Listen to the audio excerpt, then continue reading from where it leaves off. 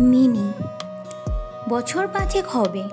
দুষ্টু মিষ্টিতে ভরা ভারী চঞ্চল প্রকৃতির মেয়ে। সে সারাদিন কথা বলতে ভালোবাসতো। একদিন মিনি জানালার বাইরে দাঁড়ানো একটি লোকের সাথে কথা বলছিল। সে ছিল কাবুলের এক ফেরিওয়ালা। সবাই তাকে কাবুলিওয়ালা বলতো। লোকটি মিনিকে কিছু বাদাম আর কিশমিশ দিল। সেই কাবুলিওয়ালার নাম ছিল রহমত। তারপর থেকে রহমত মাঝে মধ্যেই মিনির সাথে দেখা করতে আসতো। তারা অনেকক্ষণ ধরে গল্প করত। মিনি তাকে অনেক প্রশ্ন জিজ্ঞেস করত, সে উত্তর দিত। এভাবে তাদের মধ্যে খুব সুন্দর একটি বন্ধুত্বপূর্ণ সম্পর্ক গড়ে উঠল। রহমতেরও মিনির মতো একটি মেয়ে আছে, যাকে সে বহু বছর আগে কাবুলে রেখে এসেছিল।